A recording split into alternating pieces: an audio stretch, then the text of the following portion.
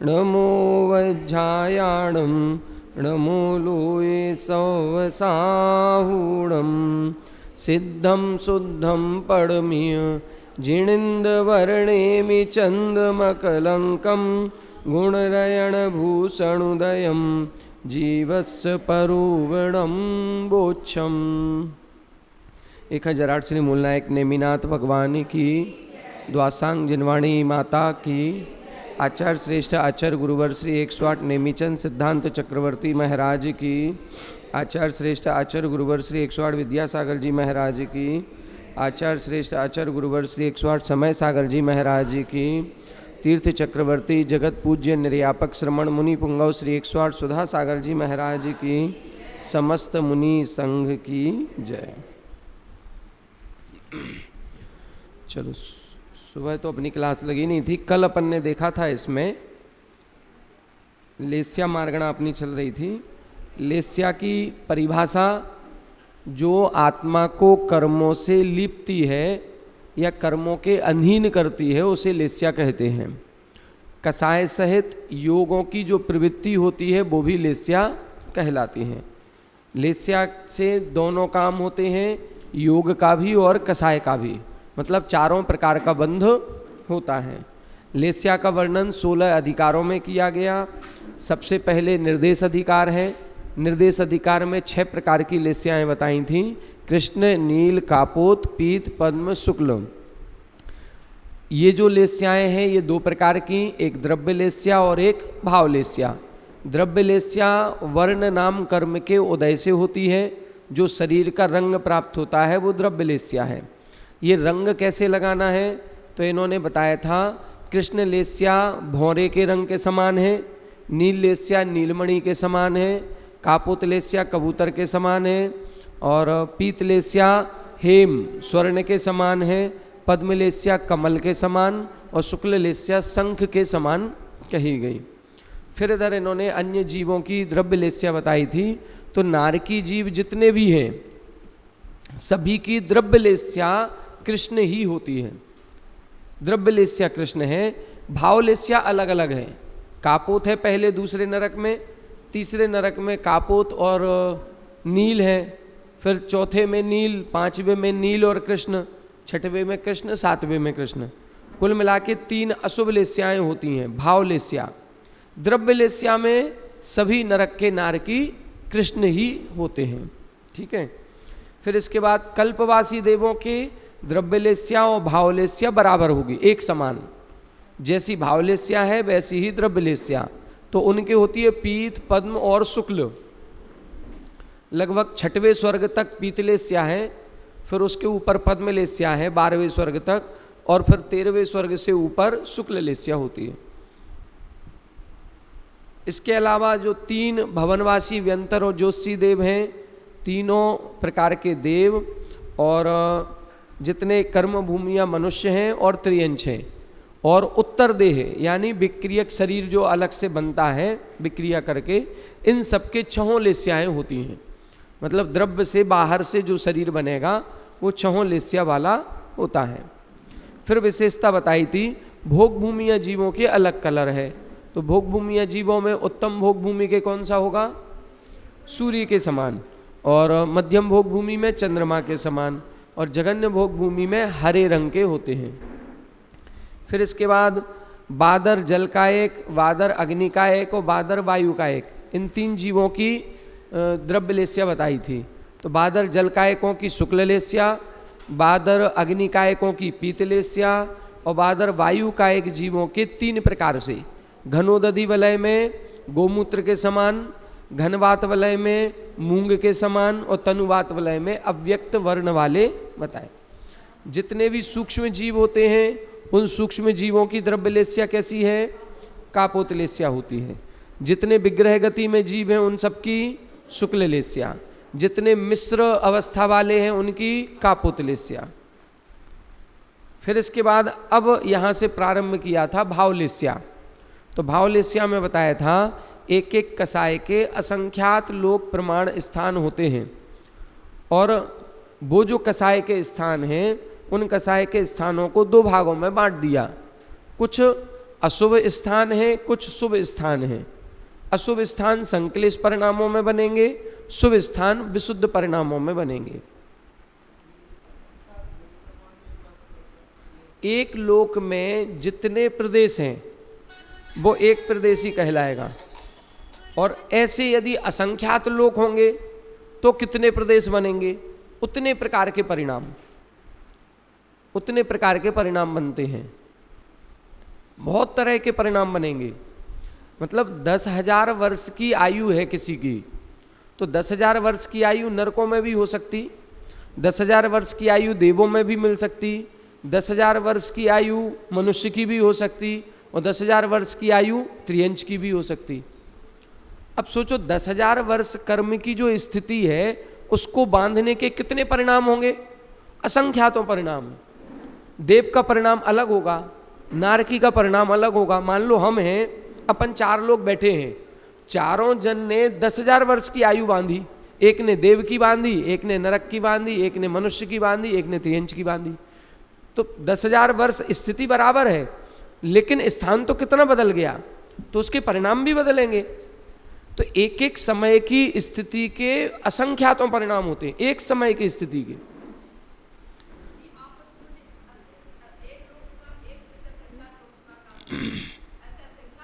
हाँ, तो उतने, मतलब एक, जैसे हम कहें कि एक बोरी में हमारे 100 नारियल हैं, तो 100 बोरी में कितने होंगे,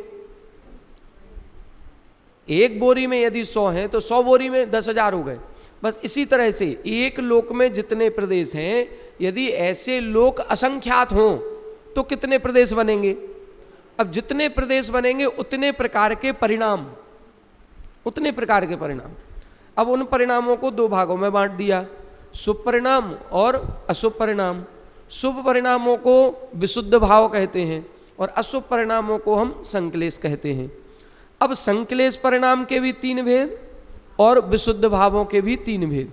संक्लेश में अपन तीव्र शब्द लगाएंगे, तीव्रतम, तीव्रतर और तीव्र, और विशुद्ध भावों में मंद शब्द लगाएंगे, मंदतम, मंदतर, मंद, बस, और मंद, ऐसे 3 बन जाए तो 6 भेद हो गए।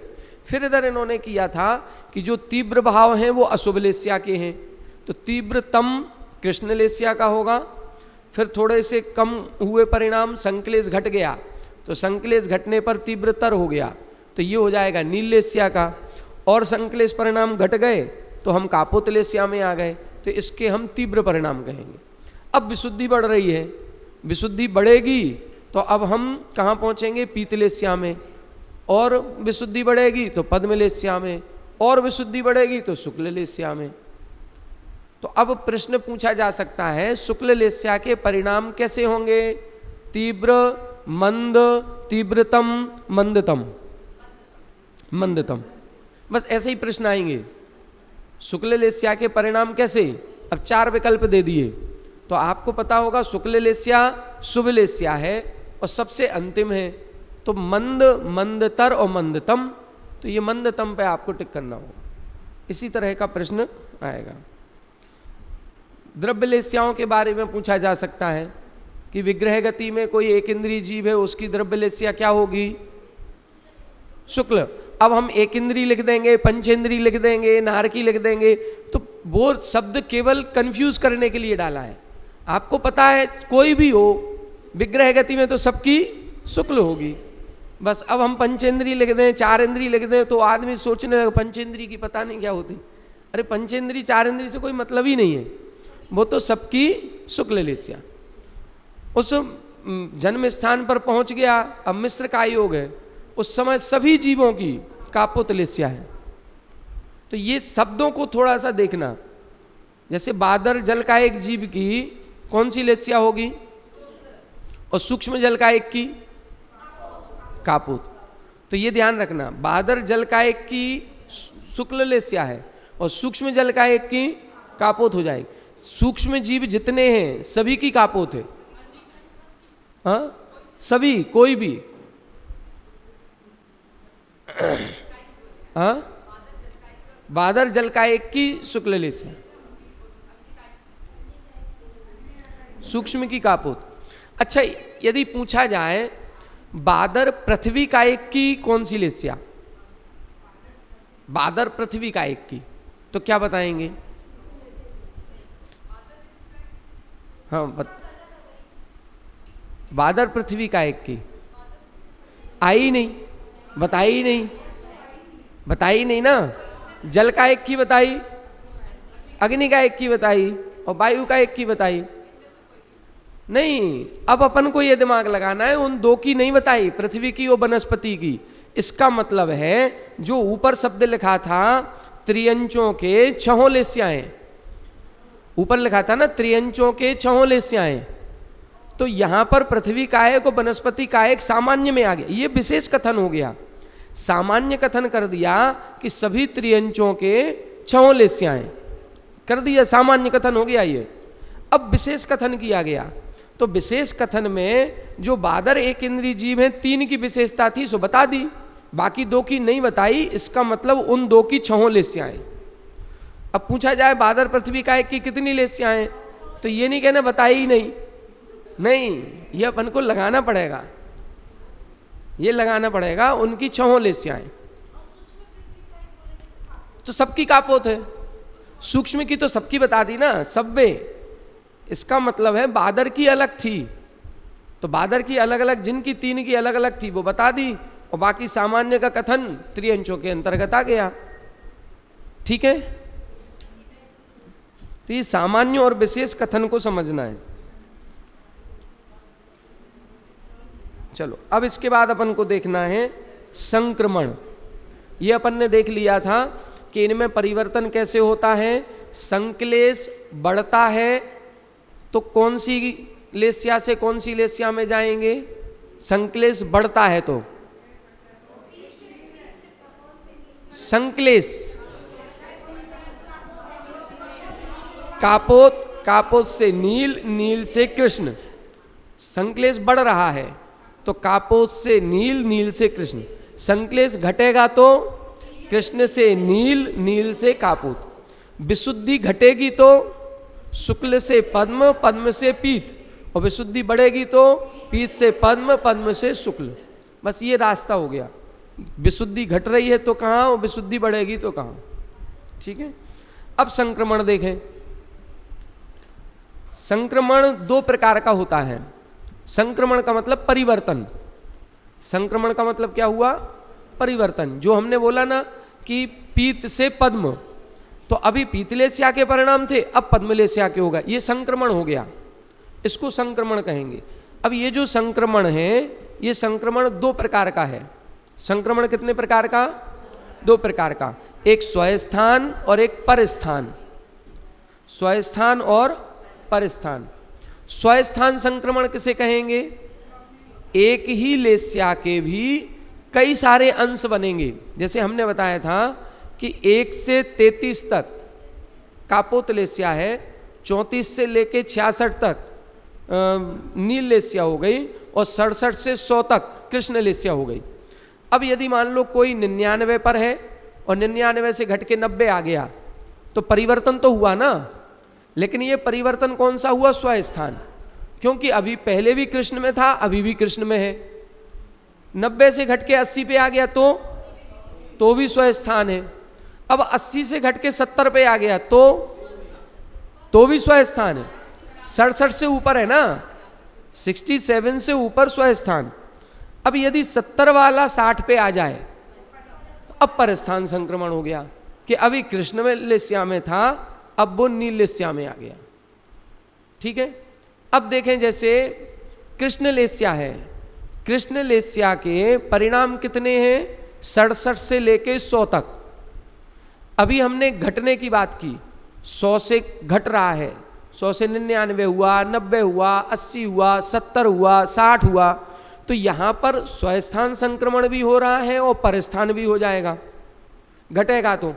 लेकिन यदि कृष्ण लेस्या वाला केवल वृद्धि करे, केवल वृद्धि करे, केवल संक्लेश परिणाम बढ़ रहे हैं, तो कौन सा संक्रमण होगा?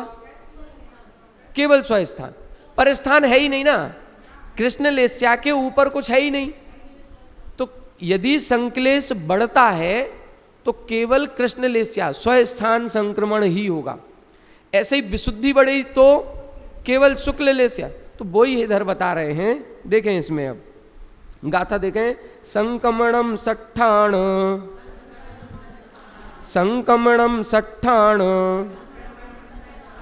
परट्ठाणम होदि किन्न शोकाणम, परट्ठाणम होदि किन्न शोकाणम, बड्ढी सुहि सट्ठाणम, बड्ढी सुहि सट्ठाणम, उभयम हाणिमि शेष उभयेवि, उभयम हाणिमि शेष उभयेवि, संकमणम सट्ठाण, परट्ठाणम होदि किन्न शोकाणम, बड्ढी सुहि सट्ठाणम, उभयम हाणिमि शेष उभयेवि।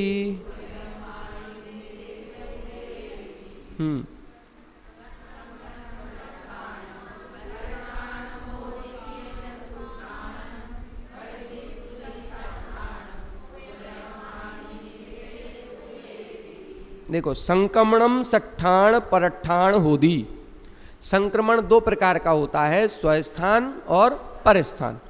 फिर लिख रहे हैं किन्न शुक्काणम, कृष्णलेस्या में और शुक्ललेस्या में। कृष्णलेस्या विशुद्ध परिणामों की सबसे अंतिम है और कृष्णलेस्या संक्लेश परिणामों की अंतिम है। तो ये जो अंतिम लेस्याएं हैं उनमें बड्ढीसु यदि केवल वृद्धि होती है तो सट्ठाणम स्वस्थान संक्रमण ही होगा। अब कृष्णलेस्या में हम पहले से थे और यदि परिणाम और संक्लेशित हो रहे हैं और संक्लेशित हो रहे हैं तो कहाँ जाएंगे? कृष्ण में ही रहेंगे, इससे ऊपर कोई है ही नहीं। इसी तरह शुक्ललेस्या के परिणाम थे, शुभ परिणाम थे, अब और विशुद्धि बढ़ गई और विशुद्धि बढ़ गई तो शुक्ल में ही रहेंगे, उधर कोई दूसरा है ही नहीं। तो यहाँ पर शुक्ललेस्या और कृष्णलेस्या में वृद्धि होने पर स्वस्थान संक्रमण होगा और यदि हानि हो रही है तो दोनों 100 नंबर पर थे घट गए 90 पर आ गए तो स्वस्थान भी है, और 90 पर थे और घट करके सीधे 60 पर आ गए तो परस्थान हो गया। तो हाणिम्मी क्या लिखा? उभयम हाणिम्मी। यदि हानि होती है तो हानि के समय उभयम दोनों स्थान है, स्वस्थान भी है और परस्थान भी है। अब 2 लेस्याओं के बता दिए, शेष 4 और बची। शेष 4 कौन कौन सी हैं? नील, कापोत, पीत और पद्म। इनमें क्या होगा? तो शेष उभये भी, उनमें दोनों प्रकार के हो सकते। वो तो बीच में है ना, तो बीच वाला ऊपर भी जा सकता है, बीच वाला नीचे भी आ सकता है, स्वस्थान भी हो सकता है और परस्थान भी हो सकता है। क्लियर हो गया? हाँ, कृष्णलेस्या के परिणाम 67 से 100 तक हैं। यदि हम 99 पर हैं और 99 से घट के 90 पर आ गए तो कौन सी लेस्या में आ गए? कृष्ण में ही रहे ना, तो ये स्वस्थान संक्रमण है। तो ये स्वस्थान। और 90 से और घट गए और हम 70 पर आ गए तो भी स्वस्थान। 70 से घटे और 60 पर आ गए, अब परस्थान हो गया। कुल मिलाकर के नीचे गिरेंगे तो स्वस्थान भी हो रहा है और परस्थान भी, दोनों। नीचे गिरने पर दोनों होंगे, लेकिन ऊपर बढ़ेंगे तो कहाँ जाएंगे?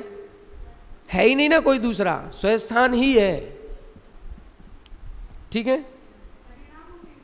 परिणामों के हिसाब से परिणाम चेंज हो रहे हैं। जैसे नारकी जीव हैं, नारकी जीवों के भावलेस्या पूरे जीवन भर एक ही रहती है, पूरे जीवन भर। नारकी जीव, मान लो पहले नरक का नारकी है तो उसके कापोतलेस्या ही है पूरे जीवन भर। नारकी जीव जो पहले नरक का है वो कापोतलेस्या वाला ही है। अब पहले नरक की आयु 1 सागर की, तो 1 सागर तक उसके कापोतलेस्या के ही परिणाम है और जघन्य लेस्या के हैं। जघन्य कापोत है पहले नरक में, जघन्य का मतलब 1 से 33 तक के परिणाम कापोत में। कापोतलेस्या अपन ने मान लो 100 अंक थे, 1 से 33 कापोत, फिर 34 से लेकर के 66 तक नील और फिर ऊपर कृष्ण।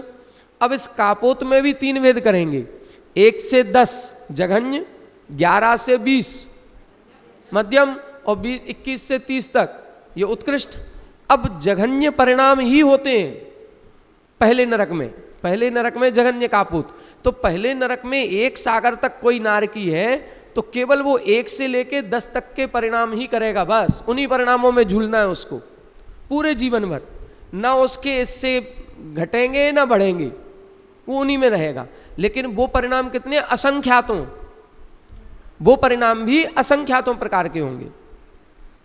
इसी तरह 7वें नरक का नारकी है, उसके उत्कृष्ट कृष्ण लेस्या है।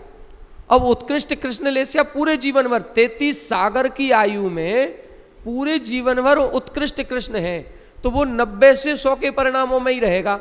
90, 91, 92, पास 95 हो गया, 90 हो गया, फिर 92 हो गया, फिर 100 हो गया, फिर 98 हो गया, इन्हीं परिणामों में रहेगा वो।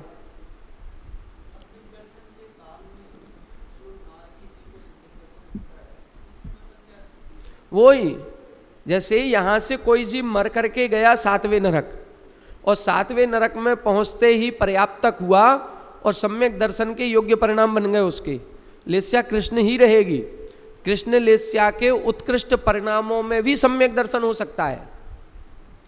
सम्यक दर्शन अलग चीज है, सम्यक दर्शन को परिणामों से लगाना ही नहीं है, परिणाम निकृष्ट भी हो सकते हैं। सम्यक दृष्टि जीव भी कुछ भी कर सकता है, लड़ाई झगड़े सब, लेस्या से मतलब नहीं है।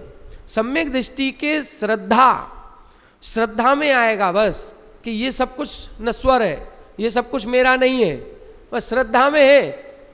पाप क्रियाएं सारी चल रही हैं, पाप क्रियाएं सारी चल रही हैं अपन लोगों में, इसीलिए यही चीज तो समझनी है। सम्यक दर्शन कठिन चीज नहीं है। सम्यक दर्शन का मतलब केवल इतना विकल्प अपने मन में धारणा बना लो कि हम जो पैसा कमा रहे हैं, जो संपत्ति जोड़ रहे हैं, सब यहीं रहनी है, कोई साथ ले जाने वाला नहीं है। केवल ये धारणा बना लो तो हमारा राग, हमारा ममत्व अपने आप कम हो गया।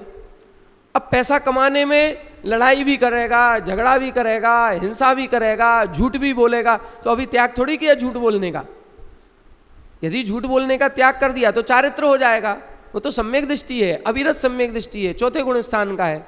तो 4थे गुण स्थान में लड़ना झगड़ना सब हो सकता है, कृष्ण लेस्या हो सकती है। 6 लेस्याएं हैं 4थे गुण स्थान में, 6। तो 7वें नरक का नारकी जो उत्कृष्ट कृष्ण वाला है वो भी 33 सागर जाते ही सम्यक दर्शन कर लिया, पूरे जीवन भर सम्यक दर्शन के साथ है, और लड़ाई झगड़ा कर रहा है, करेगा ही, उधर का काम ही वही है, लेकिन उसकी श्रद्धा में रहेगा कि हम कहाँ फंस गए आकर के। वो लड़ाई झगड़ा सम्यक दृष्टि में और मिथ्या दृष्टि में क्या अंतर है? सम्यक दृष्टि स्वयं जाकर के नहीं लड़ेगा, लेकिन कोई लड़ने आएगा तो फिर क्या ऐसे ही शांत बैठा रहेगा? शांत नहीं बैठेगा। जैसे अपन लोग है ना, ये कहा जाता है कि भारत ने कभी किसी दूसरे देश पर आक्रमण स्वयं नहीं किया, लेकिन जब कोई करेगा तो छोड़ेंगे भी नहीं, बस सम्यक दृष्टि यही करेगा। सम्यक दृष्टि स्वयं किसी नारकी से नहीं लड़ेगा, लेकिन उधर का स्वभाव ही है। हम जिस संसार में रह रहे हैं वहां पर केवल अच्छे ही अच्छे लोग मिलेंगे क्या? नहीं मिलेंगे, बुरे लोग भी मिलेंगे। तो हमारे अच्छे रहने से क्या मतलब निकलना है? बुरे लोग भी तो है। हम यदि गाड़ी बहुत सही डिसिप्लिन से सारे रूल्स रेगुलेशंस पालन करके चला रहे हैं, लेकिन कोई अनाड़ी आकर के हमें बढ़ा देगा तो क्या करेंगे? हम सही हैं लेकिन दूसरा तो गलत हो सकता है। बस नरकों में यही है, मिथ्या दृष्टि इतने नारकी है कि उनको लड़ाई में ही मजा आएगा। उधर सम्यक दृष्टि शांत बैठने की कोशिश करेगा, वो आकर के उसको, अब जब वो उसको धक्का देगा तो ये भी तो उठ करके फिर उसको लगेगा। बस यही चीज है, बस वो पर्याय की मजबूरी है। वही मजबूरी, एक लड़ रहा है और एक को लड़ना पड़ रहा है, मानना ही चाहिए। लेकिन दृष्टि में पहले ये ले आओ कि हम जो भी संपत्ति जोड़ रहे हैं, हम जिसके लिए पाप कर रहे हैं, जिस संपत्ति को जोड़ने में, जिस परिग्रह को जोड़ने में हम जो पाप कर रहे हैं, ये सब छूटना है। बस एक दृष्टि यही लानी है, जिस चीज को करने में हम पाप कर रहे हैं, हम पाप कर्मों का बंद कर रहे हैं, वो सब यहीं रह जाना है। जब ये दृष्टि आएगी तो अपने आप ये लगने लगेगा कि जो चीज को करने में हम पाप कर रहे हैं, पाप हमारे साथ में जाएगा और चीज यहीं छूट जाएगी, तो फिर हम क्यों करें पाप। श्रद्धा यही काम कराती है, श्रद्धा ही आचरण पैदा कराएगी। सच्ची श्रद्धा होगी तो वही चारित्र की ओर ले जाएगी, लेकिन अपनी सच्ची श्रद्धा नहीं बन पा रही है। अपन लोग केवल मंदिर जा रहे हैं बस, पापों के प्रति जो ग्लानि भाव आना चाहिए वो नहीं आ रहा अभी। जिस दिन पापों के प्रति आ जाएगा वो क्रिया धीरे धीरे धीरे धीरे सुधरने लगेगी। दृष्टि में तो लाओ कम से कम कि हम क्रिया गलत कर रहे हैं।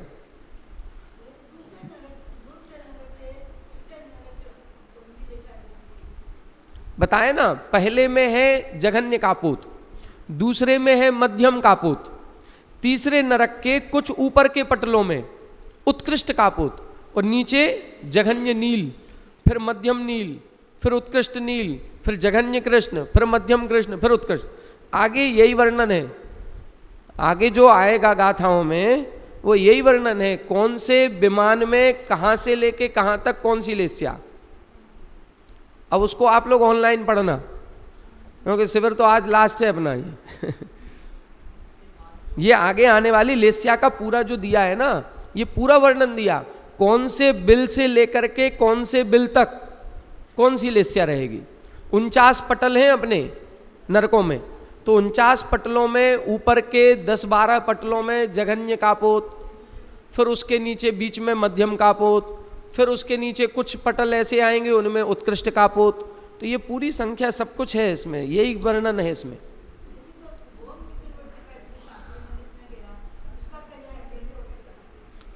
वहां नहीं होगा, नरकों में कोई कल्याण नहीं होना, नरकों में बस सम्यक दर्शन कर सकते हैं। कोई कारण नहीं है वहां, केवल लड़ना झगड़ना ही है। वो जो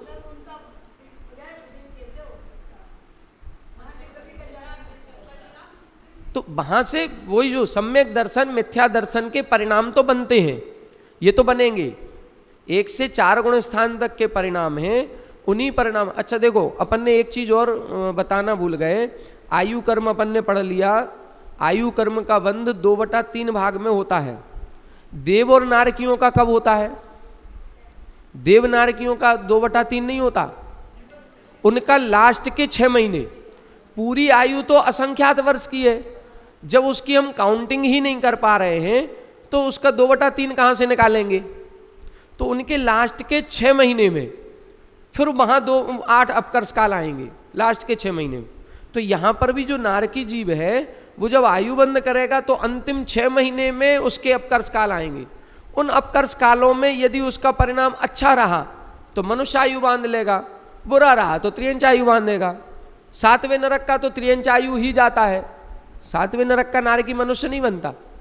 तो 7वें नरक में कोई है तो उसको तो अगले भाव में त्रियंच ही बनना है, वो छूटेगा, क्योंकि सम्यक्त्व के साथ तो त्रियंच बनेगी नहीं। नहीं, राजा श्रेणिक तो पहले में है, पहले में। किसका?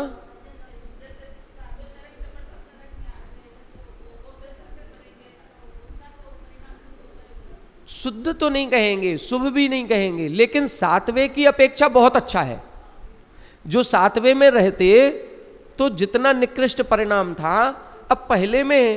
देखो 7वें में उत्कृष्ट कृष्ण है और पहले में जघन्य कापोत है, कितना अंतर आ गया, बहुत अंतर आ जाएगा परिणामों में।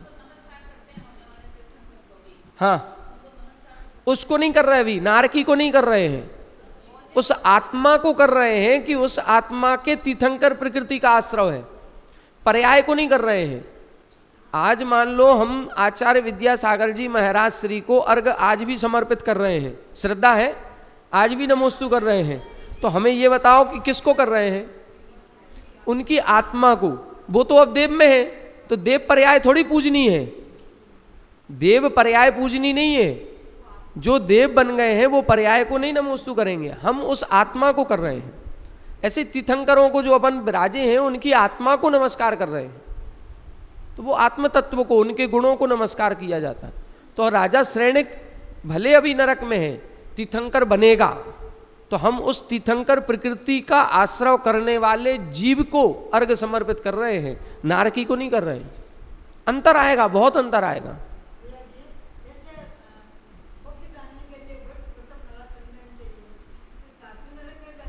हाँ, वज्र, बिल्कुल वज्र वृषभ नाराज सहनन ही चाहिए। 7वें नरक की आयु वज्र वृषभ नाराज सहनन वाला ही बांधता है। ऐसे ही सर्वार सिद्धि जाने के लिए भी वज्र वृषभ नाराज सहनन चाहिए। जिसके पास उत्कृष्ट सहनन होता है वही जीव कर्मों का क्षय कर सकता है, वही उत्कृष्ट कर्मों का बंध कर सकता है। सहनन ही नहीं है तो क्या बंद करेगा? नहीं जाती। स्त्रियां 6वें नरक तक ही जा सकती हैं। नहीं होता। 7 अभी पंचम काल में 5वें नरक तक ही जा सकते हैं, 5वें तक। और ऊपर जाओगे तो 8वें स्वर्ग तक।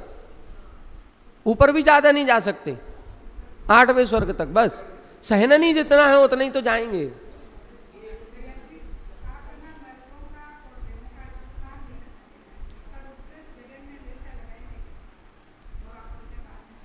कौन सा स्थान?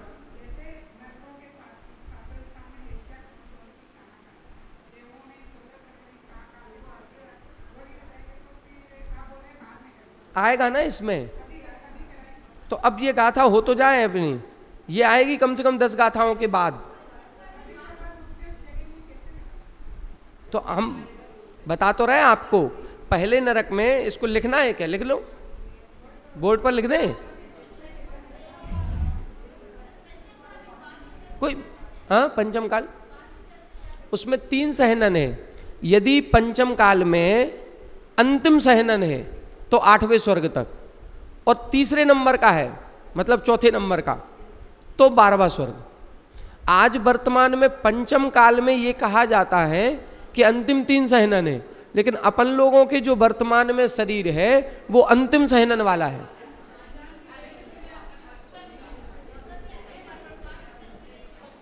हाँ, अब उनका सहनन जो होगा, देखो 2 चीजें हैं, एक बार इसको भी समझ लें। अंतिम 3 सहनन पंचम काल में होते हैं, ये ठीक है कथन, लेकिन क्या मनुष्यों के भी होते हैं? क्या हम आपके अंतिम 3 सहनन माने? जो शरीर की स्थिति है, जिस हिसाब से ये शरीर बना है, उसको देख के लगता है कि अपना शरीर अंतिम है। असंप्राप्ता सृपाट का सहनन वाला, नसों से बंधा हुआ है, वो जोड़ नहीं है वैसे जैसे होने चाहिए। तो ऐसा लगता है कि वर्तमान में जो अपना सहनन है वो अंतिम है। अब अंतिम सहनन वाला जो है वो 8वें स्वर्ग तक जाएगा। और यदि अंतिम 3 मान रहे हैं तो लास्ट का छोड़ दो, सेकंड लास्ट छोड़ दो, और उसके पहले वाला वो है तो 12वें तक जा सकते हैं। एक बार प्रमाण सागर जी महाराज श्री ने ऐसा कहा था सहनन के बारे में कि सहनन में केवल शरीर को मत देखो, आपके बैठने की शक्ति कितनी है। यदि कोई जीव 1 घंटे तक बिना हिले डुले एक आसन से बैठ रहा है तो उसका अंतिम सहनन नहीं है। उन्होंने उस शक्ति की अपेक्षा लगाया था कि यदि आप 1 घंटे तक बिल्कुल कमर हिलाए डुलाए बिना बिल्कुल 1 घंटे 2 घंटे 6 घंटे एक लिमिट, वहां तक यदि आप बैठ पा रहे हैं, इतनी शक्ति आपके हड्डियों में और उसमें है, तो आपका अंतिम सहनन नहीं है। यदि कोई जीव 12 घंटे तक कर रहा है तो उसका अंतिम सेकंड लास्ट नहीं है। कोई जीव 24 घंटे तक कर रहा है तो उसका सहनन और ऊपर वाला है। ऐसा उन्होंने शक्ति के अनुसार बताया था।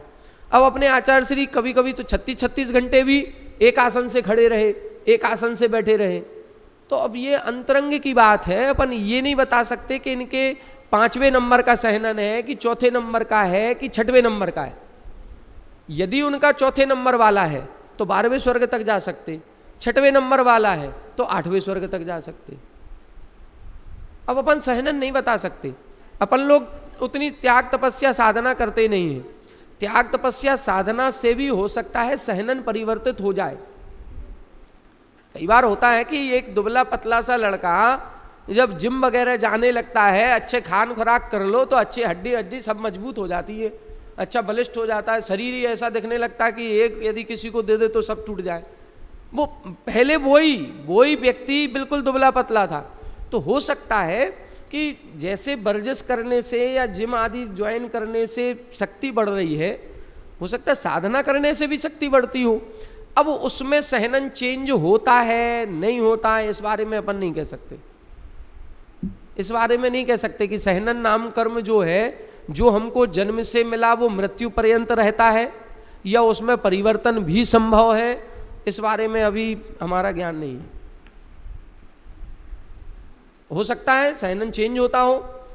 अभी तक हमने शास्त्रों में नहीं पढ़ा कि किसी के असंप्राप्त असरपाट का सहनन था जन्म के समय और बाद में उसने धीरे धीरे करके और चौथे नंबर का कीलक सहनन ले आए।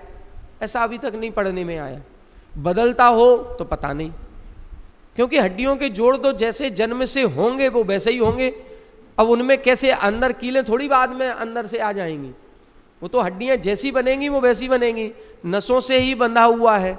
अब कैसे इन्हीं में ही शक्ति बढ़ती है, या हो सकता है इसी सहनन में थोड़ी वृद्धि होती हो।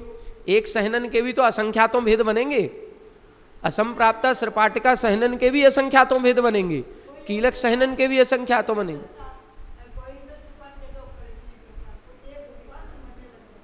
ये कुछ अपने शरीर में एक नामकर्म में स्थिर नामकर्म और अस्थिर नामकर्म, उससे भी फर्क पड़ता है। स्थिर और अस्थिर जो हमारे अंदर सप्त धातुएं हैं ये परिवर्तित होती हैं, इनके परिवर्तन का एक टाइम निश्चित है। जो हमने भोजन किया वो 7 धातुओं में परिवर्तित होता है। आज जो भोजन किया वो पहले रस बनेगा, फिर रुधिर बनेगा, फिर मज्जा बनेगा, अंत में जाके वीर्य बनता है। तो ये उनके परिवर्तन का है। अब उसमें स्थिर नामकर्म होगा तो वो व्यवस्थित रूप से चलेगा, अस्थिर होगा तो अव्यवस्थित हो जाएगा, अव्यवस्थित होगा कमजोरी आ जाएगी, बीमारी आ जाएगी, सर्दी जुकाम होने लगेगा। जो थोड़ा सा मौसम बदला और हमारा शरीर बदल जाता है, बुखार आ गया, बीमार हो गया, थोड़े से मौसम परिवर्तन कोई नहीं सहन कर पा रहे, इसका मतलब है हमारे अस्थिर नामकर्म चल रहा है। स्थिर होता तो किसी भी कठिन ठंड गर्मी सब सहन कर जाए। थोड़ा सा उपवास किया, एक उपवास किया और एक उपवास में ही ऐसी शक्ति कमजोर हो जाती है कि चक्कर आने लगे। तो ये सब कई कर्म हैं अलग अलग। चलो आगे देखें। ये संक्रमण हो गया। अब इसका दृष्टांत बता रहे हैं कि लेस्याओं को दृष्टांत से कैसे समझें। अब ये दृष्टांत अपना पढ़ा हुआ है, फिर भी इसमें दिया है, पढ़ लेते हैं। पहिया जे छप्पुरिसा, पहिया जे छप्पुरिसा, परिभट्टारण्य मध्य दे सम्ही, परिभट्टारण्य मध्य दे सम्ही, फल भरिय रुक्ष मेघम, फल भरिय रुक्ष मेघम, पेखित्ता ते विचिन्तन्ति, पेखित्ता ते विचिन्तन्ति, पहिया जे छप्पुरिसा, परिभट्टारण्य मध्य दे सम्ही, फल भरिय रुक्ष मेघम, पेखित्ता ते विचिन्तन्ति, ऋमूल खंद साहुव, ऋमूल खंद साहुव, साहम चित्तुम चिणुत्तु पड़ीदायिम, साहम चित्तुम चिणुत्तु पड़ीदायिम, खाऊं फलाइम इदिजम,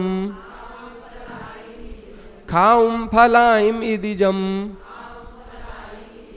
मणेन वयणम हवे कम्मम, मणेन वयणम हवे कम्मम। पढ़ें।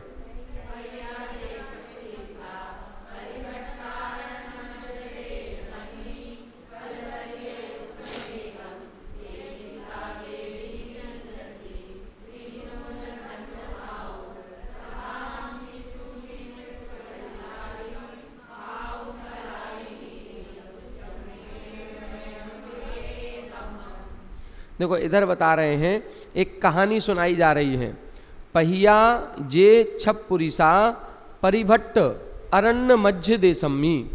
पहिया छप पुरिसा, 6 व्यक्ति हैं, 6 पुरुष हैं, और वो पहिया पथिक हैं, राहगीर हैं, कहीं घूमने गए हैं। कहाँ घूमने गए हैं?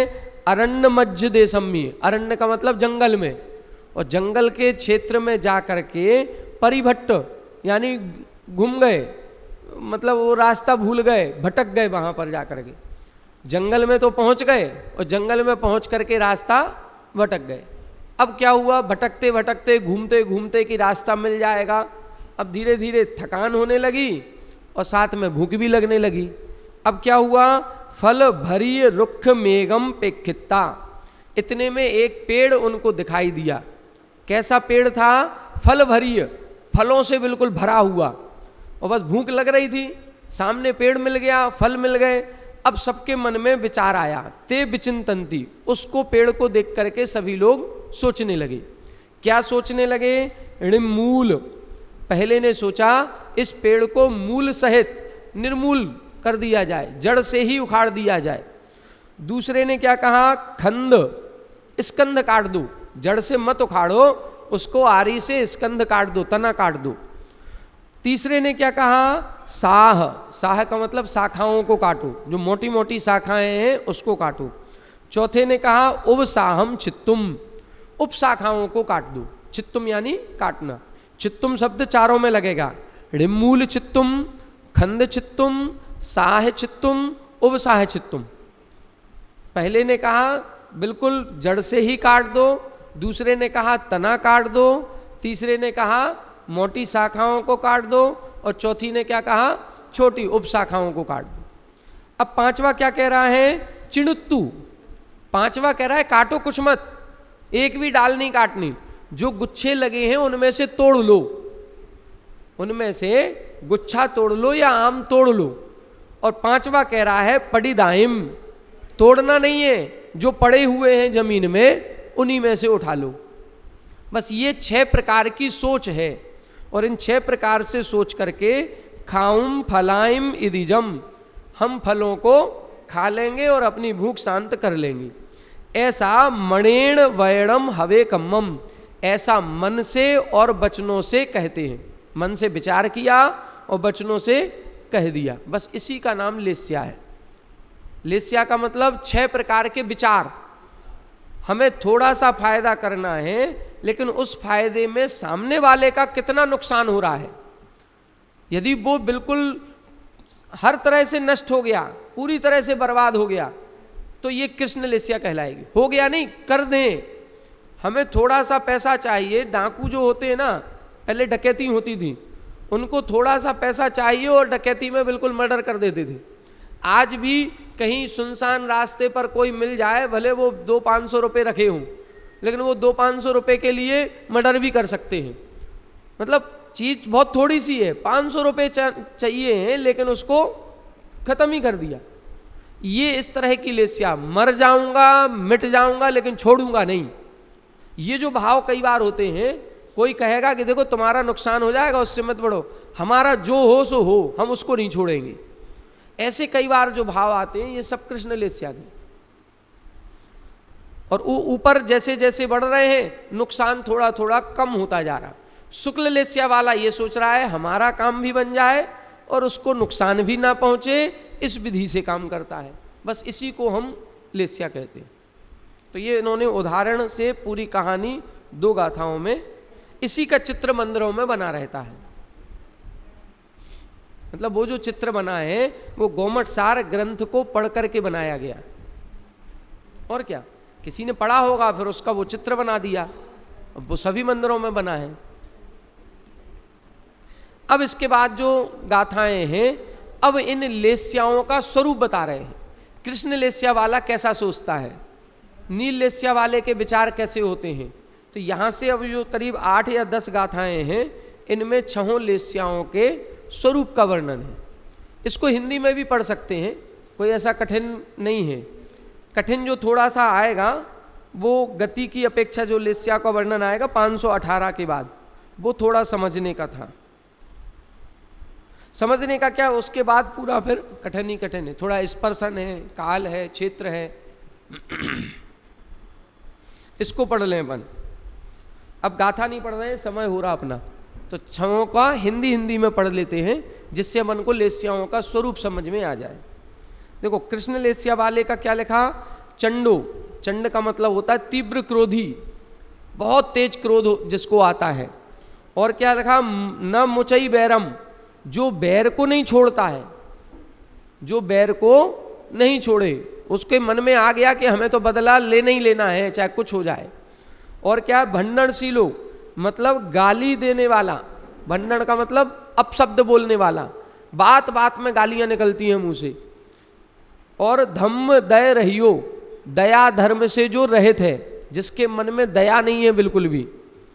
और कैसा है, दुष्टो, दुष्ट है।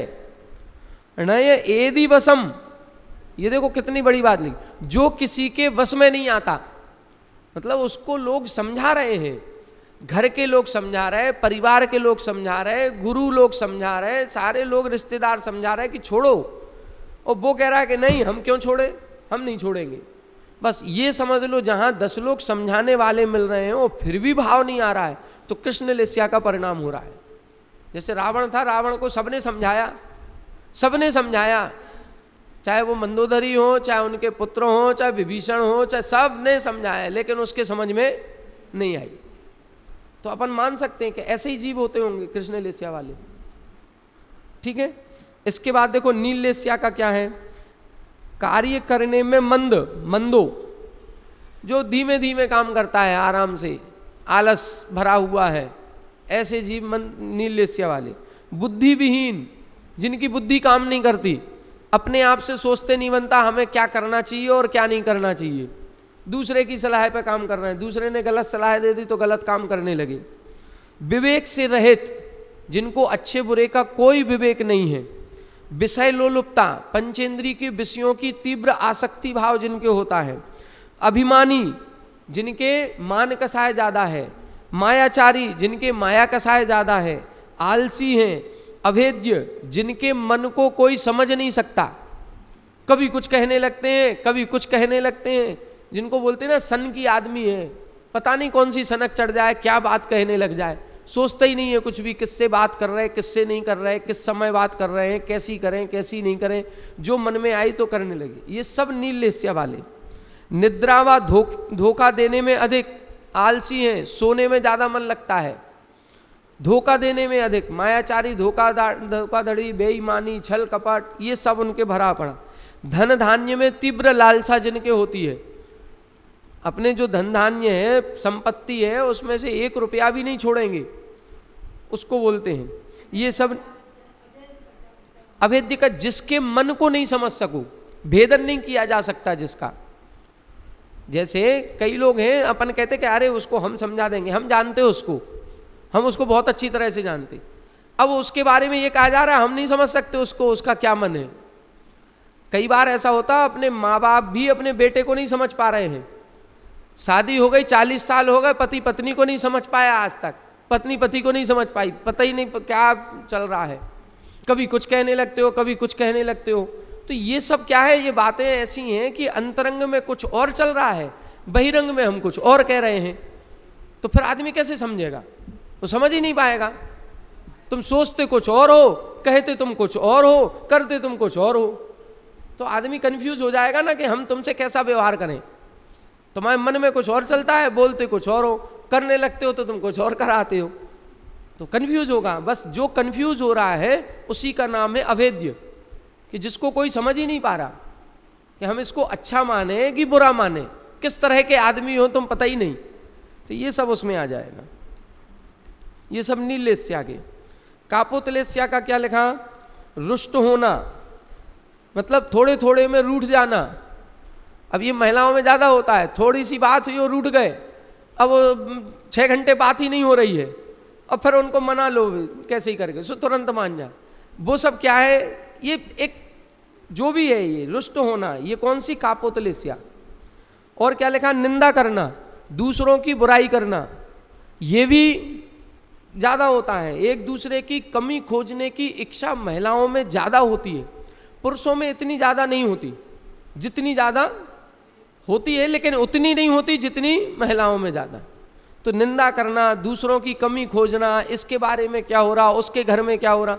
आप लोग तो हो सकता है कि इधर एक माहौल अलग है, बुंदेलखंड में तो यही माहौल है, मोहल्ले में केवल यही होता है, इसके घर में क्या हो रहा, उसके घर में क्या हो रहा। यदि शादी होकर के किसी की बेटे की बहू आई है तो चारों तरफ के पड़ोसी केवल ये नज़र रखेंगे कि इनकी सास से बन रही कि नहीं, बस केवल यही नज़र रखना है। आज उसकी बहू उनके साथ गई थी मंदिर, आज उसकी बहू उसके साथ मंदिर गई थी, आज उसकी बहू उससे बातें कर रही थी, आज इससे बातें कर रही, केवल यही नज़र रखते। धर्म ध्यान है ही नहीं कुछ। कहने को लगता है कि बुंदेलखंड में खूब धर्म ध्यान है, वास्तविकता का ये जो लेस्या वाला है ना, ये कुछ नहीं है। सब एक दूसरे की केवल चुगलखोरी में भिड़े हैं, कुछ नहीं करते। एक आसन उपवास करने से थोड़ी कुछ होना है। उपवास करने के बाद भी यदि परिणामों में केवल एक दूसरे का घर दिख रहा है, ईर्ष्या जलन दिख रही है, तो उस उपवास का कोई फल नहीं है विशेष। और वहाँ केवल हम लोग जहाँ रहते हैं वहाँ शुद्धि का बहुत ध्यान रखा जाता। तुम हमें छूना नहीं, केवल छूने छूने छूने छूने का 16 है, बाकी 16 कुछ भी नहीं है। मर्यादा का 16 नहीं है, मर्यादा का 16 नहीं है उतना। बस चतुर्दशी है तो नए कपड़े पहन करके आ गए धुले हुए, अब हमको छूना नहीं, हम 16 में हैं, ये 16 चलता है। जो परिणामों का 16 होना चाहिए वो नहीं है, वो है ही नहीं। वो धीरे धीरे आएगा, बनेगी परिस्थिति, लेकिन वो कम्युनिटी जो चल रही है वो चल रही है। ये सब ये इसी में ही है, कृष्ण नील कापोतले श्याम। अन्य को बहुत प्रकार से दोष लगाना, दोष लगाना मतलब दूसरों की बुराई करना, जो दोष नहीं है वो दोष लगा देना। प्रचुर शोक व भय से संयुक्त होना, जिनके दुख ज़्यादा होता है, हमेशा टेंशन में ही बने हुए हैं, तो ये टेंशन में रहने वाला कौन सा होगा, कापोतलेस्या का। हमेशा दुखी बना रहता है, डिप्रेशन में आ गया, आजकल कहते डिप्रेशन में है, किसी काम में मन नहीं लग रहा, ये सब कापोतलेस्या। ईर्ष्या करना, दूसरे की निंदा करना, तिरस्कार करना, अपनी प्रशंसा करना, दूसरों को भी अपने समान समझकर उनका कभी विश्वास नहीं करना। अपने समान समझकर मतलब खुद बेईमान है तो दूसरे को भी बेईमान ही समझ रहे हैं, यही होता है। जो दुकानदार बेईमानी ज़्यादा करता है वो किसी दूसरे की दुकान पर सामान को बार बार चेक करता है, बार बार चेक करेगा, क्योंकि वो स्वयं बेईमान है ना, तो उसको पता है, ये लगता है कि हम ऐसी बेईमानी करते हैं तो ये भी करता होगा कहीं ना कहीं से। अब वो बार बार चेक करेगा, तुमने किलो भर सही से तोला कि नहीं तोला, वो 10 बार तोलवाएगा। ये होता ही है, ये नेचर उसका हो जाए। अपनी प्रशंसा करने वालों से संतुष्ट होना, मतलब केवल वो चाहिए जो चाटुकारिता वाले, कि तुम तो हमारी तारीफ करते रहो, बस ऐसे लोगों से घिरा रहेगा, तुम तो हमारी प्रशंसा करते रहो, तो प्रशंसा करने वालों से संतुष्ट होगा। हानि लाभ को नहीं जानता, ये नहीं समझ पाता है कि इससे हमारी हानि है कि इससे हमारा लाभ है। युद्ध में मरण की प्रार्थना करना, अब ये चीज़ हमें समझ में नहीं आई कि युद्ध में मरण से हो सकता है शहीद का दर्जा जैसे आज मिलता है कि युद्ध में मर जाएंगे तो हमारे अच्छा इज्जत सम्मान बढ़ जाए। मरना तो सबको ही है, जैसे अपन लोग कहते हैं समाधि मरण हो, ऐसे ही जो लोग ये सोचते हैं कि हम कहीं युद्ध में मर जाएंगे तो शहीद का दर्जा मिलेगा, लोग सम्मान करेंगे, मरने के बाद भी लोग याद करेंगे, तो हो सकता है ये भावना जिसके मन में हो। स्तुति करने वालों को बहुत सा पारितोषिक देना, स्तुति करने वाले, प्रशंसा करने वालों को इनाम देना। पहले राजा महाराजा होते थे, उन्होंने 2 अच्छी प्रशंसा कर दी तो गले की माला निकाल के दे दी। ये क्या है, ये सब कापोतलेस्या, मतलब तुम स्तुति करते रहो बस और लुटाते रहें। राजा को यही अच्छा लगता है, हमारी कोई बुराई नहीं करे, बुराई की तो कारागार में डाल देंगे। ये सब कर्तव्य अकर्तव्य के विवेक से हीन होना, ये सब कापोतलेस्या के लक्षण। तो ये तीनों अशुभ लेस्याओं के। अब 3 शुभ लेस्याओं के देखें कि जो अब पीतलेस्या, अब यहाँ से परिवर्तन आएगा परिणामों में। क्या लिखा, जो कार्य अकार्य को जानता हो। अभी पढ़ा था जो जिसके पास विवेक बुद्धि नहीं है, अब इधर विवेक बुद्धि आ गई। जो सोचता है कि क्या करने योग्य है और क्या नहीं करने योग्य, तो पीतलेस्या। अब अपन लोग देखो, अपन लोग सब सोचते हैं कि हम ये करें कि नहीं करें, तो समझ लो अशुभ लेस्याएँ नहीं हैं, शुभ लेस्याएँ हैं। और यदि करने और ना करने का कोई विवेक नहीं है तो फिर क्या हुआ, फिर अशुभ लेस्याएँ कहलाएंगी।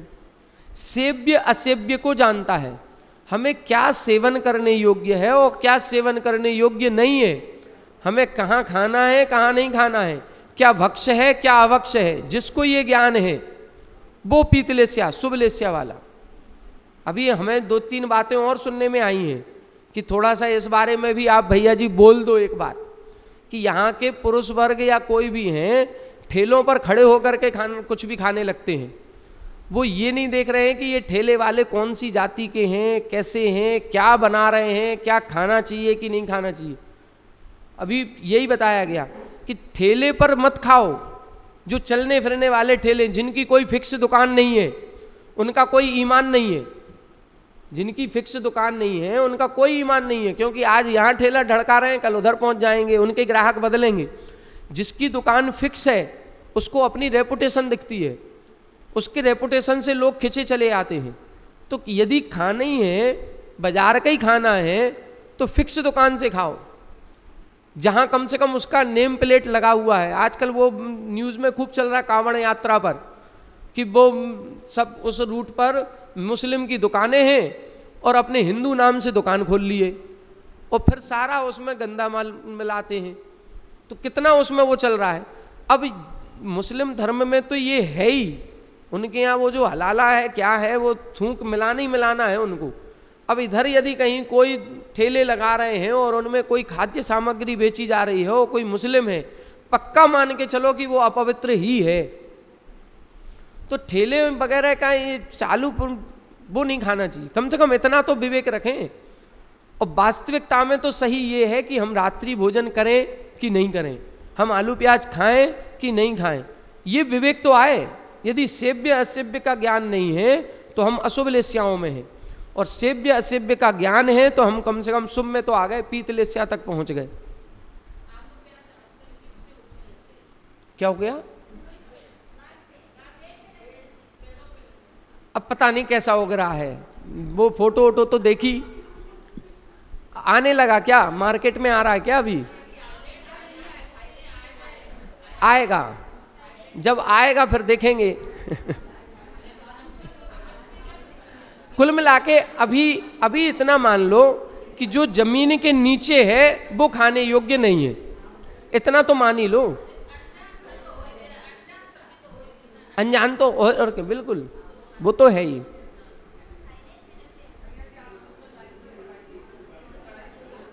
क्या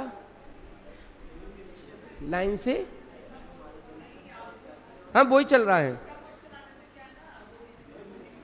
हाँ, समस्त जीवों को समान समझने वाला, समस्त जीवों को समान समझने का मतलब कोई हमसे अच्छा है या कोई हमसे बुरा है, नहीं, सब बराबर। आजकल कुछ लोगों की मान्यता ये होती है जितने मुनिराज हैं सब बराबर हैं, अपन को क्या करना, जितने भगवान हैं सब बराबर हैं। ये नहीं, सब समान नहीं हो सकते, सभी समान नहीं हो सकते, हमें उसमें कैटेगरी लानी ही पड़ेगी, कौन श्रेष्ठ है और कौन नहीं है, ये तो लाना ही पड़ेगा। चाहे वो भगवान हो, चाहे वो गुरु हो, चाहे कुछ हो, हम सबको एक समान नमोस्तु कर सकते हैं, लेकिन इष्ट बनाना, पूजन भक्ति विशेष करना, ये तो किसी विशेष की ही होगी जिसके प्रति श्रद्धा होगी। तो किसी को तो अच्छा मनाना पड़ेगा, सब एक समान नहीं हो सकते। दया दान में लवलीन और सरल, दया और दान में निरत रहना, जिसके अंदर दया की भावना है और दान करने की भावना है, मतलब ये सब अच्छे काम हो गए थोड़े से। अभी ये सब थे बुरे काम थे, इसीलिए अशुभ में थे। अब अपन पीतलेस्या में आ गए तो अच्छे बुरे का विवेक आ गया, भक्ष्य अभक्ष्य करना चाहिए कि नहीं, दया की भावना आ गई, दान की भावना आएगी, ये सब क्या है, ये पीतलेस्या। अब पद्म में जाएंगे तो और उत्कृष्ट भाव होंगे। पद्म में क्या लिखा, पद्मलेस्या में परिणत जीव त्यागी, अब त्याग करने वाला होगा। अब अपन लोग देखो, अपन लोग कहीं ना कहीं कोई ना कोई नियम लिए हुए हैं, किसी ना किसी नियम का पालन कर रहे हैं, तो मान के चलो कि अपन पद्मलेस्या वाले हैं। यदि हमारे कोई ना कोई त्याग है, आज भी ऐसा लगता है कि हमको ये व्रत लेना है, हमको वो व्रत लेना है, 10 लक्षण आ रहे हैं, हमारा इस चीज़ का त्याग, उन्होंने कहा इस चीज़ का त्याग, तो समझो ये जहाँ भी ये परिणाम बन रहे हैं, ये उस समय त्याग की भावना जिस समय हो रही है, उस समय कौन सी लेस्या होगी? पद्म। ये लेस्याएं बदलती रहेंगी, अपन की 6 लेस्याएं लिखी हैं। जिस समय त्याग की भावना है उस समय पद्म लेस्या हो गई, जिस समय नहीं होगी, तीव्र आसक्ति भाव होगा, उस समय कापोत हो जाएगी। तो ये तो बदलती रहेंगी, ऐसा नहीं समझे कि अब हम पद्म लेस्या के हैं तो जीवन भर पद्म के ही हैं। पद्म के नहीं, उस जिस समय जो भाव होगा वो भाव उस समय का लगाया जाए। भद्र, भद्र का मतलब सज्जन, जिसको कहते हैं सज्जन पुरुष, जो बेईमानी नहीं करता। चोखा, चोखा का मतलब बिल्कुल शुद्ध, जैसे बन गए बिल्कुल शुद्ध सोना है, चोखा। ऋजुकर्मा, सरल, ऋजु का मतलब सरल, जिसके मन वचन काय में कोई राजनीति नहीं, कोई लालसा नहीं, कुछ नहीं। वो भारी अपराध को भी क्षमा करने वाला। कितनी बड़ी बात करें, मतलब इधर देखो, क्षमा करने वाला तो उत्तम क्षमा का गुण आ गया। ऋजुकर्मा, इसका मतलब आर्जव का गुण जिसके अंदर है। भद्र, इसका मतलब मार्दव का गुण उसके अंदर है। और त्यागी, जो अपने 10 धर्म कहे गए हैं, उत्तम क्षमा, मार्दव, आर्जव, सत्य, शौच, संयम, ये सब आ गए इसमें। जिस समय हमारे 10 धर्मों का पालन हो रहा है उस समय हम पद्म लेस्या वाले हैं, क्योंकि सत्य धर्म चोखा, चोखा है, चोखे का मतलब बेईमानी नहीं करेगा, इसका मतलब सत्यवादी रहेगा, ईमानदार रहेगा। तो ये लगभग ये सारे जितने विशेषण हैं सब 10 धर्मों से संबंधित हैं। 10 धर्मों में कम से कम त्याग धर्म तक तो है ही है। आकिंचन्यो ब्रह्मचर्य वाला शुक्ल लेस्या में आ जाएगा, मेरा कुछ भी नहीं, जो केवल अपनी आत्मा में लीन हो रहा है, वो आकिंचन ब्रह्मचर्य वाला। और आगे बढ़ जाएगा, आगे क्या लिखा देखो, शुक्ल लेस्या के होने पर जीव न पक्षपात करता है, न निदान करता है, और वह सब जीवों में समान रहकर राग, द्वेष और स्नेह से रहित होता है। ये है शुक्ल लेस्या, जो अपन बोलते हैं ना, अरि मित्र, महल, मसान, कंचन, कांच, निंदन, थुतिकरण, वो स्थिति जहाँ पक्षपात नहीं, राग द्वेष नहीं, समता भाव जहाँ आ जाता है, जो समता भाव में रहता है वो शुक्ल लेस्या है। और हम लोगों के राग द्वेष, राग द्वेष, राग द्वेष ही चलते रहते हैं। तो शुक्ल लेस्या बहुत ऊपर की चीज है। फिर भी हाँ, मुनियों के क्या पहले गुण स्थान में भी हो सकती शुक्ल लेस्या। अपन 6 लेस्याएं पहले गुण स्थान में है, 6। कृष्ण लेस्या भी पहले में है और शुक्ल लेस्या भी पहले में है। पहले गुण स्थान में शुक्ल लेस्या वाला भी, जो राग द्वेष नहीं करता। अपन लोगों में भी तो हो सकता है ना कि हमें कोई राग द्वेष से मतलब नहीं है, तुम क्या कर रहे क्या नहीं कर रहा हमें क्या मतलब, हमें कोई राग द्वेष नहीं, तो ऐसा होता है। मुनियों के तो विशेष है ही, उनके शुक्ल ही होगी, और हम लोगों के जब राग द्वेष नहीं करेंगे तब शुक्ल है। अंतर आ गया, परिणामों में चेंज आएगा। तो लेस्याएं ऊपर नीचे हो ही रही हैं। अपन पढ़ लिया ना, संक्रमण, स्वस्थान संक्रमण, परस्थान संक्रमण, 6 लेस्याएं ऊपर नीचे होती रहेंगी। 4थे गुण स्थान तक सभी लेस्याएं होती हैं। कृष्ण, नील, कापोत, पीत, पद्म, शुक्ल, 6 लेस्याएं 4थे गुण स्थान तक। 5वें, 6वें, 7वें, इन 3 गुण स्थानों में 3 शुभ लेस्याएं हैं। 5वें, 6वें और 7वें में 3 शुभ हैं, अशुभ नहीं होगी, क्योंकि वृत्ति हो गया, अशुभ लेस्या कैसे हो जाएगी। और 7वें गुण स्थान के ऊपर जहां आत्म ध्यान हो रहा है वहां शुक्ल ही होती है, वहां शुक्ल लेस्या ही है, वहां पीत पद्म भी नहीं है। ठीक है। कृष्ण लेस्या के गुण स्थान 1 से 4। कृष्ण लेस्या लिख लो इसको, कृष्ण लेस्या 1 से 4, नील लेस्या 1 से 4, कापोत लेस्या 1 से 4। 3 अशुभ लेस्याएं पहले से 4थे तक। ठीक है। फिर लिखो पीत और पद्म लेस्या। पीत और पद्म लेस्या 1 से 7 पहले गुण स्थान में भी है और 7वें तक रहेगी। तो पीत और पद्म कहां से कहां तक? 1 से 7। और शुक्ल लेस्या 1 से 13 पहले गुण स्थान में भी हो सकती है और 13वें गुण स्थान तक। ठीक है। कृष्ण नील कापोत 1 से 4, पीत पद्म 1 से 7 और शुक्ल 1 से 13। ठीक है, बस यहीं तक।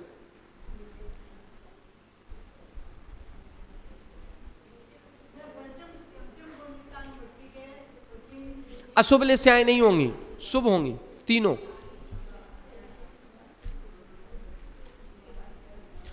कल सुबह आपका पेपर इसी क्लास का जो समय था 7 बजे से 8 बजे तक, उसी समय पे होगा। और सुबह 8:30 से जो क्लासें लगती थी वो क्लासें लगेंगी। पेपर आपका सुबह 7 से 8 1 घंटे का होगा। यही विकल्प में आएगा, कुछ भी नहीं है उसमें, सरल पेपर है बिल्कुल। उसमें 2 तरह के प्रश्न हैं, गोमट सार में सुन ले।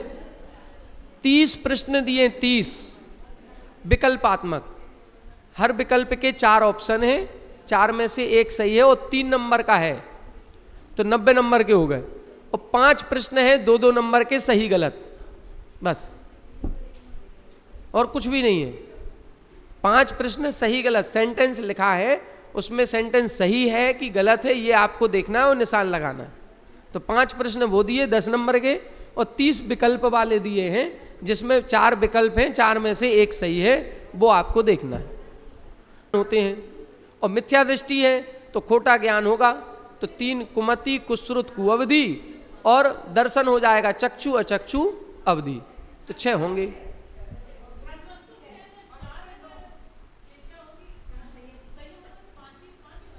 छद्मस्थों के संयम ना 5 हो जाएंगे। 11वां गुण स्थान और 12वां गुण स्थान छद्मस्थों का है, तो 11वें 12वें गुण स्थान में सामायिक भी है, छेदोपस्थापना भी है। नहीं, परिहार विशुद्धि नहीं होगा, वो तो 6वें 7वें में होगा।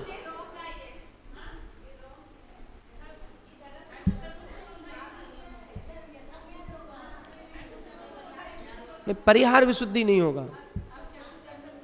क्या प्रश्न क्या है? हाँ, छद्मस्थों के पूछा है ना। हाँ, तो छद्मस्थ तो 1 से 12वें गुण स्थान तक है। हाँ तो ठीक है ना, 5 होंगे, 5 होंगे।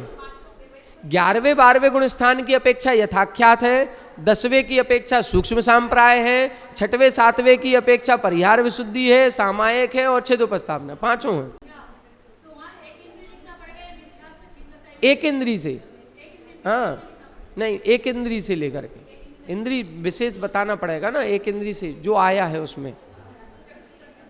हाँ चलिए, क्या करना?